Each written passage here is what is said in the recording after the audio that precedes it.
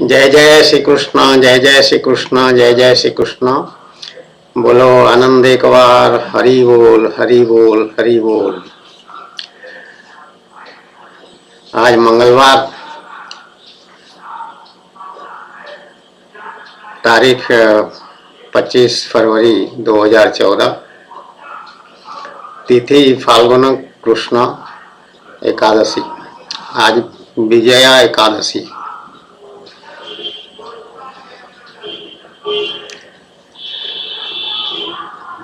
आज मीरा को फिर स्मरण करा रहे हैं भगवान, मेरे स्वामी भगवान, मेरे पतिदेव भगवान श्री कृष्णचंद्र, जो भगवान की भक्ति में लीन रहती थी। मीराबाई, मीराबाई राजस्थान की रहने वाली है, मेवाड़ या ऐसा कोई स्थान है वहाँ की। और बचपन से ही भगवान श्री कृष्णचंद्र की एक मूर्ति उसको पुरोहित जी से मिल गया और भगवान के प्रति अत्यधिक आकर्षण और प्रेम भाव जागृत हो गया। तो जब विवाह का प्रस्ताव आया तो मीराबाई को अच्छा नहीं लगा, बहुत दुखी हुई कि मेरा विवाह तो हो चुका है गिरधर गोपाल से। कान्हा, कन्हैया, कृष्ण, गोविंद, गोपाल ये नहीं कहती थी, गिरधर गोपाल उसको बहुत पसंद है। मेरे तो गिरधर गोपाल, दूसरा ना कोई। तो मीराबाई प्रसिद्ध हुई। उसका जन्म 1512 में हुआ था ईस्वी। तो 502 वर्ष आज हो रहे हैं। ये 2014 है, वो 1512 में जन्म हुआ था। और उनका, मीराबाई का भजन तो भक्त लोग जानते हैं, सब पहचानते हैं मीराबाई को। मीराबाई के बारे में एक पुस्तक बीके पंडा, दूसरी राधा, ये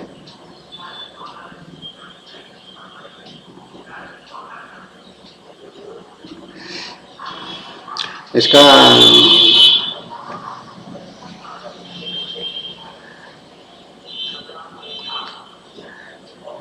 लेखक क्या संकलन किए हैं इसको सुदर्शन चोपड़ा जी, सुदर्शन चोपड़ा जी। और हिंदी पॉकेट्स बुक का ये पुस्तक है और 1994 का नवीन संस्करण। ये साधना काल में बीके पंडा, जो मेरा पुत्र है या मैं हूँ, कुछ लोग ऐसा कहते हैं, पंडा साहब आज भी कहते हैं मैं उसको पुत्र मानती हूँ। और वो लीन हो गया, अभी नहीं है, उसको मिल गया था और वो साधना में इसको पढ़ा भी है। और मीराबाई के बहुत सारे भजन कुछ तो कंठस्थ हो गए हैं और बाकी सब इसमें है, उसको पढ़ा है। और एक नई बात बताने की ये है कि मेरे स्वामी जो है, उनकी प्रेरणा से, उनकी आदेशानुसार पूरी साधना चला है। डीके पंडा हमेशा बार बार, मैं भी यही कह रही हूँ और डीके पंडा भी यही कहता था उस समय जब भगवान की प्राप्ति नहीं हुई थी, कि मैं साधना स्वयं नहीं कर रहा हूँ या नहीं कर रही हूँ अभी। भगवान श्री कृष्णचंद्र जैसे जैसे बताते जा रहे हैं, जैसे जैसे आदेश दे रहे हैं, वैसे वैसे साधना हो रहा है सब। उसमें इंद्रिय निग्रह आदि सब कुछ शामिल है। 6 विकारों से कैसे मुक्ति होगी, राग द्वेष से कैसे मुक्ति होगी, द्वंद्व, जितना भी सुख दुख राग द्वेष जितनी बातें हैं, सब सर्दी गर्मी, सब चीज भगवान शिक्षा दिए हैं, भगवान बताए हैं कैसा साधना करना है और क्या पढ़ना है, कौन सी स्तुति भगवान की करनी है, ये सब बातें। तो भगवान डीके पंडा को राधा के, ये मीरा के भाव में लगभग 1.5 महीना तक रखे और एक तारा भी खरीद के लाए थे। भगवान दिए थे एक तरह, और वो उसको क्या कहते हैं मुझे नहीं मालूम, लेकिन उंगली के बीच में फंसा करके उसमें छोटे छोटे मेटल के लगे रहते हैं, उसको ऐसे ऐसे बजाते हैं, उसको क्या कहते हैं मुझे नहीं मालूम। एक वो एक हाथ में एक तारा, ऐसे टिंग टिंग टिंग टिंग करने वाला तार लगा रहता, मीरा जैसे करती थी उसी उसी भाव में, और नाचते थे वहाँ अपने कमरे में जहाँ साधना चल रहा था, लखनऊ की बात है, वहाँ नाचते थे वह मेरा भजन गा करके या दूसरे भजन गा करके विभोर होकर के, भाव विभोर होकर के नाचते थे ऐसे। मेरे तो गिरधर गोपाल दूसरो ना कोई ऐसा। तो एक पंक्ति, एक गीत है मीरा जी का भगवान के लिए, उसको गा रही हूँ अभी।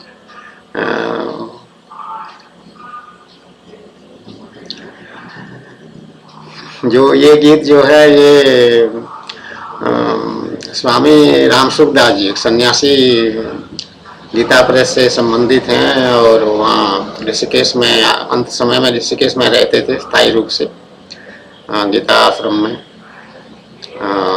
उनके सामने मेरा जो पहला नृत्य हुआ था भक्ति मार्ग में, वो उन्हीं के सामने हुआ था, और यही गीत था जो अभी मैं गाने वाली। ओ मैं तो गिरिधर के घर जाऊं, मैं तो गिरिधर के घर जाऊं, गिरिधर म्यारो साचो प्रीतम, गिरिधर म्यारो साचो प्रीतम, देखत रूप लुभाऊं, मैं तो गिरिधर के घर जाऊं, मैं तो गिरिधर के घर जाऊं, रैन पड़े तब ही उठ जाऊं, रैन पड़े तब ही उठ जाऊं, भोर भये उठ आऊं, मैं तो गिरिधर के घर जाऊं, मैं तो गिरिधर के घर जाऊं। इस तरह की आगे है, बहुत सुंदर है भाव इसका, मीरा के भाव, और उसको गा करके आनंदित होते हैं हम भी, भक्त गण आनंदित होते हैं। और डीके पंडा के लिए तो वो साक्षात घर जाना क्या, मेरे स्वामी आ गए, उल्टा हुआ, ये तो जाने की बात कह रही है मेरा। डीके पंडा के साथ ऐसा हुआ कि भगवान स्वयं आ गए और भगवान अपना प्राप्ति करा दिए। तो भगवान अभी यहीं पे दूसरी राधा के साथ रहते हैं, भगवान स्वयं, दूसरी राधा को कहीं जाना नहीं पड़ा, भगवान स्वयं आकर के यहाँ पे पति रूप में निवास करते हैं साथ में। तो पति पत्नी का संबंध है, प्रेम लीला का संबंध है, रास लीला का संबंध है, नित्य रास का संबंध है, सब महारास का संबंध है, जो जैसा भी जहाँ तक कल्पना कर सको वो सब के सब यहाँ पर सुलभ है। तो 1.5 महीना मीरा के भाव में रहे, और 1 महीना वो बरसाने वाली राधा जो है, ब्रजवानों की लाली लली उसकी बेटी, ब्रजवानों की बेटी राधा, राधा रानी, उसके भाव में 1 महीना भगवान रखे। तो ये भगवान की कृपा है। कुछ वो विशेष कल्याण करना चाह रहे होंगे भगवान, निश्चित रूप होंगे, क्या किए हैं वो तो साक्षात अनुभव की बात है, और अपने कृपा करना चाह रहे हैं तो भगवान जैसा कहते हैं वो साधक वैसे ही बन जाता है, हो जाता, तैयार हो जाता है। तो भगवान जैसे जैसे कहते थे ये वैसे वैसे साधना चलता था। तो मीरा के है तो मीरा के है, राधा के राधा भाव में है तो राधा भाव में है। ये काफी साधना आगे बढ़ चुका था उस समय की स्थिति। तो मीराबाई जन्म हुआ, श्री कृष्ण प्रेम जागृत हो गया और उसी में और रम गई, और विवाह का वो एक प्रकार से विरोध कर रही थी। जो उनका एक भाई था, चचेरा भाई जयपाल बोल के इसमें यही लिखा है, उसको बहुत उन्होंने अनुरोध किया कि किसी तरह से विवाह मेरा रुकवा दो। मेरा विवाह हो रहा था मेवाड़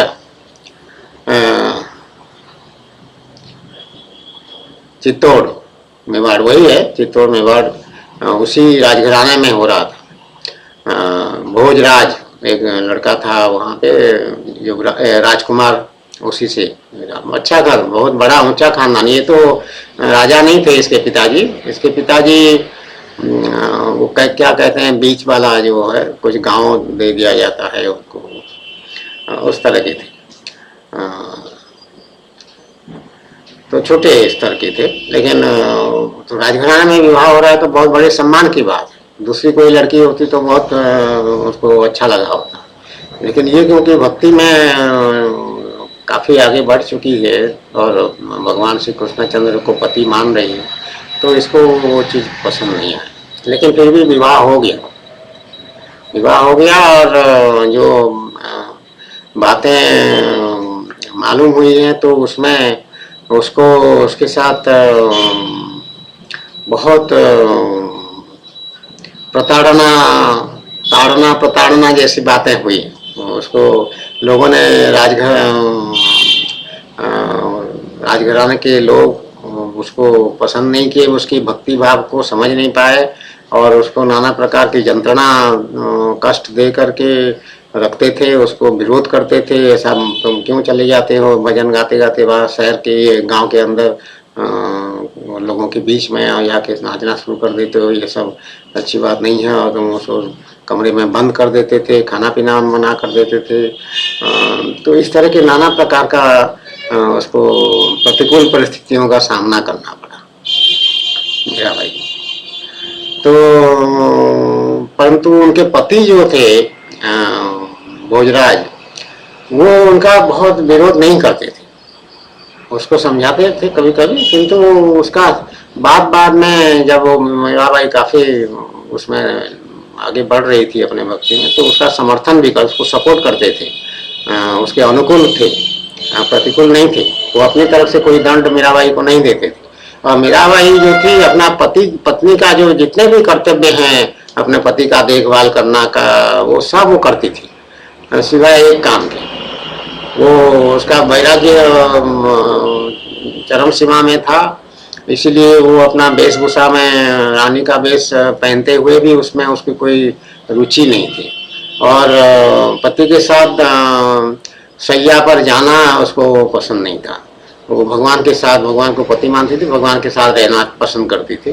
तो इसलिए वो अपने पति के साथ सोती नहीं थी, वो अलग सोती थी, ऐसा मालूम हुआ है। लेकिन बहुत अत्याचार हुआ और वो भोजराज जो थे उसके पति, उनका देहांत हो गया, वो मारे गए किसी युद्ध में। और तब उसकी स्थिति और खराब हो गई। और जब स्थिति वहाँ खराब हो गई और गंभीर प्रतिकूल परिस्थितियाँ बनी, तो फिर वहाँ से वो चली गई छोड़ करके महल, और द्वारका पहुँच गई किसी प्रकार से घूम घाम करके। अपने उसके साथ एक सखी उसके साथ गई थी, ललिता बोल के, वो और दोनों वो साथ रहते थे, अपने भजन कीर्तन करते थे और भगवान की सेवा करते थे। और मीराबाई थी बहुत सुंदर, ऐसा कहा गया है, बहुत सुंदर थी और गाती बहुत बढ़िया थी, और अपने लिखे हुए गीत और भजन को भगवान के लिए वो गाती थी। तो इस तरह की ये है। मीरा से डीके पंडा को निश्चित रूप से प्रेरणा मिली है, मीरा के जीवन से और उसके भजन कीर्तन जो संगीत लिखी है वो उससे। पग घुंघरू बांधे मीरा नाची रे, पर मैं कहती हूँ पग घुंघरू बांधी मैं तो नाची रे। मैं साक्षात घुंघरू पहन के नाची हूँ। लोग देखे होंगे, हो सकता है 2005-2006 में टेलीविजन पे बहुत सारे लोग चैनल दिखाते थे, ऐसे जबरदस्ती दिखाते थे हमारे ना कहते वो भी दिखाते थे, उनको बुलाने की कोई जरूरत नहीं पड़ती थी। और घुंघरू बांध के नाचे, घुंघरू रखा हुआ है अभी भी है, अभी तो लाई निकाली नहीं हो, नहीं तो दिखा देती है आप, घुंघरू रखा हुआ है। तो मीराबाई जो भी भक्ति मार्ग में श्री कृष्ण प्रेम में मस्त होना चाहता है, मेरा वह एक प्रेरणा स्रोत होंगे, निश्चित रूप से हैं, और वो हमारे अनुभव की बात है। और प्रतिकूल परिस्थितियों से प्रभावित होना जो है वो भक्त को शोभा नहीं देता। प्रतिकूल परिस्थिति है, दिखाई ना पड़ना चाहिए, उसका कोई उसको स्वीकार ही ना करना चाहिए, उसको नजरअंदाज करना चाहिए, जिसको कहते हैं इग्नोर कर दीजिए, उसको देखिए मत उधर। तो जब डीके पंडा की साधना हुआ तो जो परिवार जिसको समझा जाता है, पत्नी और पुत्र आदि, इनमें से तो कोई किसी प्रकार का विरोध नहीं किया था, सिवाय धर्मपत्नी के। वो कई बार झगड़ा करके भगवान श्री कृष्ण की मूर्ति को, जो मैं पूजा करती थी, उसको उठा के फेंक दिए एक बार। इस तरह से गाली गलौज करते थे, नाना प्रकार का परेशान करते थे, उत्पीड़न जैसा स्थिति पैदा होता था। तो वो तितिक्षा की साधना, कष्ट सहने की साधना समझ के वो हम मान लेते थे उसको सब। लेकिन इतनी सी बात, इतना हुआ है। लेकिन क्योंकि ये स्वयं करता थे, आईजी पुलिस थे और स्वयं करता थे, सब अपने मालिक थे, इसलिए कोई उसमें बाधा सृष्टि इस प्रकार का करने का साहस ना किसी के पास था, ना कर सकते थे। और ये जो प्रताड़ना ये करती थी, उसका कोई प्रभाव डीके पंडा पर नहीं पड़ता था, और वो अपने साधना में मस्त रहते थे और सब काम ठीक था। परंतु विभाग में जब टेलीविजन पे बहुत ज्यादा प्रचार प्रसार हुआ, तो विभाग, पुलिस विभाग के जो डीजी पुलिस वगैरह ये सब थे, ये लोग थोड़ा सा कुछ अजीब अजीब हरकतें किए, सरकार को कोई रिपोर्ट भेज दिए। मैं तो कुछ देखती नहीं थी, समाचार पत्र भी मैं पढ़ती नहीं थी उस, बिल्कुल ना टेलीविजन, ना न्यूज चैनल्स वगैरह कुछ भी नहीं देखते थे। टेलीविजन देखना बंद था, समाचार पत्र, मैगजीन्स वगैरह सब पढ़ना पूरा बंद था। वो साधना जब शुरू हुआ 15-20 साल से, तो इसलिए कोई चीज मैं देखती नहीं थी। खाली लोग आके कोई कोई बता देते थे मुझे कि डीजी साहब ने कोई रिपोर्ट भेज दिया है कि ये इनका मानसिक स्थिति नहीं है, इनका मेडिकल बोर्ड कराया गया है, क्या नौकरी से डिसमिस कर दिया जाए, क्या जो भी कर दिया, इस तरह की बातें सुनाई पड़ता था, लोग बताते थे। लेकिन उसका कोई प्रभाव नहीं था हमारे जीवन के ऊपर। भक्ति मार्ग में जो हम चल पड़े हैं, भगवान की प्राप्ति हो चुकी थी 2003 में, तो 2005 में जो भी घटनाएं हुई हैं वो कोई मतलब, हम न केवल समाचार पत्र नहीं पढ़ते थे, बल्कि कंप्यूटर भी देखना बंद कर दिए थे पूरा। कंप्यूटर, इंटरनेट वगैरह कुछ हम नहीं देखते थे। वो 2001-2 से लेकर के 5, 6, 7, 8 तक मेरे ख्याल में नहीं देखे। यहाँ आने के बाद 2007 या 8 में वो कंप्यूटर लाना पड़ा, क्योंकि वो बैंक अकाउंट वगैरह सब करना पड़ता है, उसमें पेमेंट वगैरह कुछ हो जाता है उसमें। तो इस तरह का ऐसी स्थिति बनती। तो लेकिन मीराबाई को प्रतिकूल परिस्थिति से वो उस तरह से प्रभावित नहीं हुई, अपना भजन कीर्तन और भगवान की सेवा जारी रखा है। लेकिन उसके गीत में कहीं कहीं ये बात प्रकाशित होता है कि वो जो प्रतिकूल परिस्थिति है उसको वो अनुभव करती थी। तो मैं पहले यही कहती थी कि ये ऐसा लिखना नहीं चाहिए किसी भक्त को बोल के कि मैं तो प्रेम दीवानी, मेरा दर्द ना जाने कोई। ये मेरा का एक बहुत प्रसिद्ध। तो हमारा जो अनुभव है भक्ति मार्ग में, भगवान की साधना में, तो हमको कोई किसी प्रकार की दर्द जिसको कहते हैं, पेन का अनुभव नहीं होता। चाहे सब प्रतिकूल हो जाए, चाहे उपहास उड़ाए सब, चाहे तीखी टिप्पणियां करें हमारे विरोध, कोई कहे टीवी चैनल में ये पागल है, इसका कोई साइकेट्रिस्ट के इंटरव्यू दिलवा दें, उसमें साइकेट्रिस्ट बोले कि हाँ ये एबनॉर्मल हो गया है, पागल हो गया है, विक्षिप्त हो गया है, कहता रहे हमको, क्योंकि हम देख रहे हैं कि हम बिल्कुल स्वस्थ चित्त हैं, और इस जो संसारी मनुष्य स्वस्थ रहता है उससे कहीं अधिक हम स्वस्थ हैं। हमारा चैतन्यता सब बिल्कुल ताजा तरार सब कुछ है, सब समझ पा रहे हैं, देख पा रहे हैं। तो हमको कोई लोग बताते थे इस तरह के टीवी चैनल में आ रहा है, दिखा रहे हैं इंटरव्यू, और वो लगातार दिखाते थे सारे चैनल एक साथ। खाली उनका एक ही काम था, डीके पंडा को दिखाना, और उसमें नाना प्रकार की प्रतिकूल बातें करना, उसका हंसी उड़ाना, या फिर उसको एडवाइस देने वाली एडिटोरियल। समाचार पत्रों में तो एडिटोरियल वगैरह भी छपता था कि ये इनको वर्दी पहनना चाहिए, ऐसा क्यों नहीं। हम थे रूल्स मैनुअल्स में आईजी पुलिस, उसमें वर्दी नहीं पहना जाता है, वो सादे कपड़ा वाला पोस्टिंग है।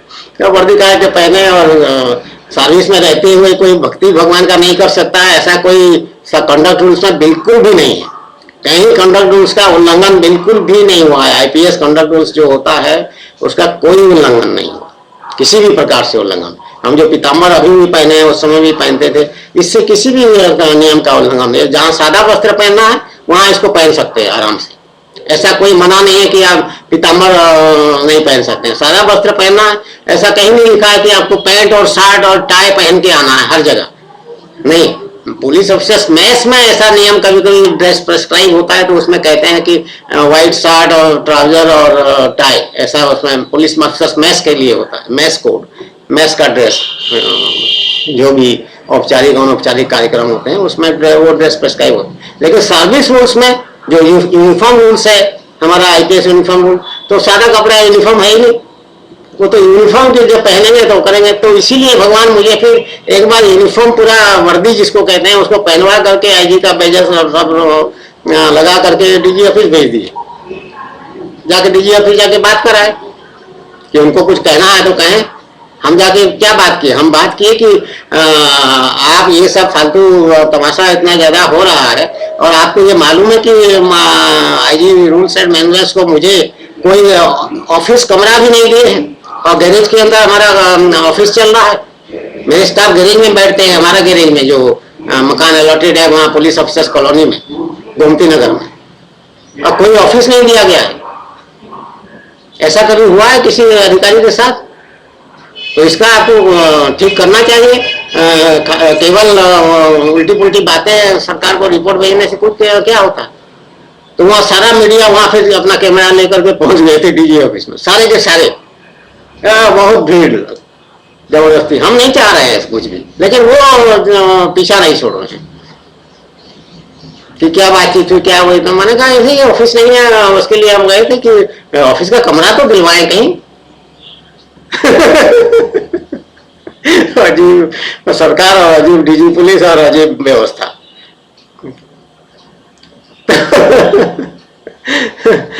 तो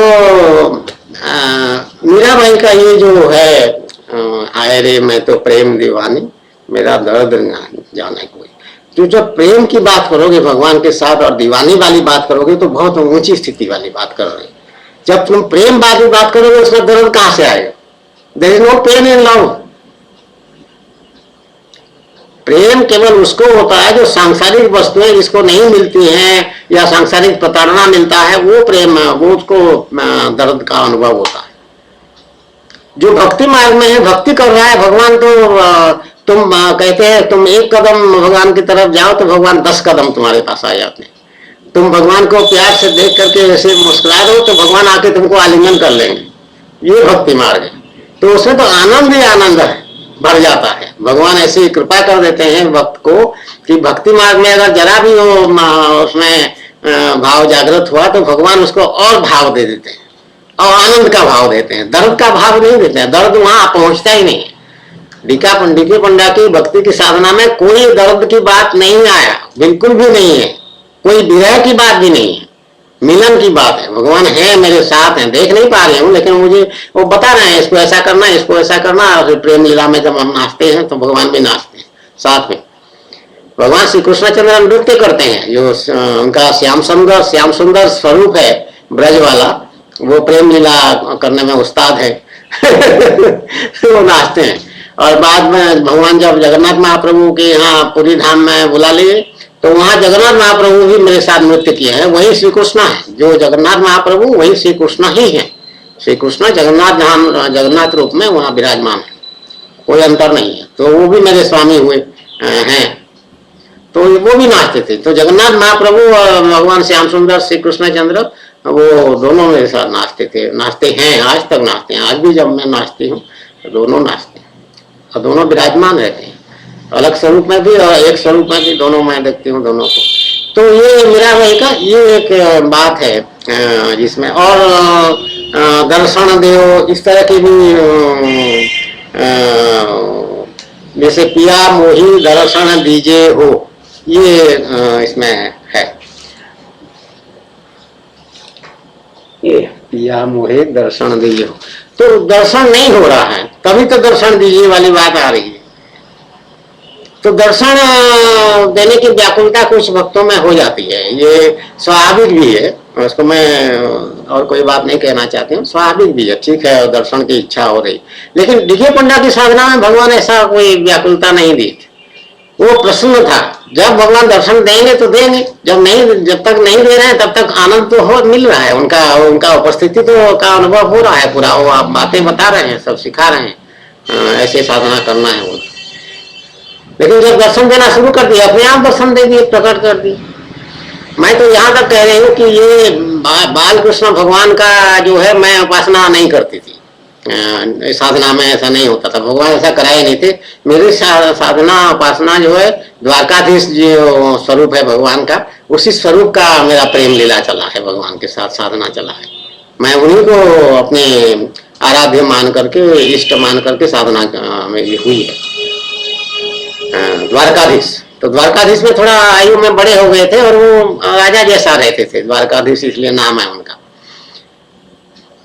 और पूरा जिम्मेदारी और बाल लीला सब समाप्त हो चुका है उसमें, तो इसलिए बाल लीला का मेरे पास साधना में कभी आया नहीं, मैं कभी सोची नहीं उसके बारे में।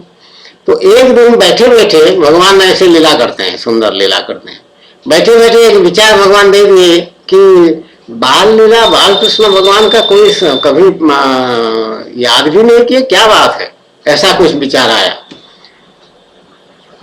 तो मैं एकदम से वो हो गई, चौकन्नी हो गई कि ये क्या बोल रहे, बाल कृष्ण भगवान को कभी हम देखे नहीं, याद भी नहीं किए, हाय हाय इतने सुंदर बाल लीला किए हैं भगवान, ऐसे मेरे आंखों में आंसू आ जाते हैं फौरन। तो थोड़ी ही देर में भगवान जो है प्रकट हो गए, बाल मूर्ति में, अपने बाल लीला करने वाली मूर्ति में भगवान प्रकट हो गए, बाल कृष्ण भगवान प्रकट हो गए। अब मेरे में तो वो है कि मेरे पतिदेव है, तो बाल कृष्ण बन के आ रहे हैं तो उनको प्यार करना है, कान्हा बन जाते हैं, कन्हैया कन्हैया फिर बोलना पड़ता है, कन्हैया जी आइए, गोदी में बैठाइए, प्यार करिए, उनको भोग लगाइए, खिलाइए, उनका नहलाइए धुलाइए। तो फिर वो हा हा हा करके ऐसे हंसते, ऐसे बच्चे हंसते हैं, उसी तरह भगवान जब नहलाओ पानी पड़ेगा ऐसा, उसके ऐसे ऐसे नाचते हैं, ऐसे ऐसे हंसते हैं, भगवान ऐसे लीला। तो बाल कृष्ण भगवान का ऐसा दर्शन कराए। तो किसी प्रकार का कोई विरह और या किसी प्रकार का कोई दर्द का यदि अनुभव हो रहा है, दुख कष्ट का अनुभव हो रहा है, तो वो भक्ति नहीं है, वो भक्ति से हटा हुआ है। तो इसीलिए भक्त को, साधक को हमेशा भगवान की कृपा की तरफ ध्यान रखना चाहिए। मैं साधना कर रहा हूं जैसा तुम सोचोगे, तुम्हारा साधना व्यर्थ। भगवान साधना करा रहे हैं, उनकी कृपा से सब कुछ हो रहा है, ऐसा जब रहोगे, उनके उन पर निर्भर रहोगे, आश्रित रहोगे पूरी तरह से, सरल बच्चे की तरह, अपने कोई बल बुद्धि वीर्य आदि का तुमको स्मरण भी ना रहे, तुम आईजी पुलिस हो कि चपरासी हो इसका कोई स्मरण ना रहे, इसकी कोई आवश्यकता नहीं। और स्मरण नहीं था, डीके पंडा को कोई स्मरण नहीं रहता था कि मैं आईजी पुलिस में, साधना में बिल्कुल भी नहीं रहता। उल्टा वो सब जो सैल्यूट मारते थे हमारे कांस्टेबल वगैरह, स्टाफ, सब इंस्पेक्टर जो रहते थे इधर उधर, तो उनको मना कर देता था।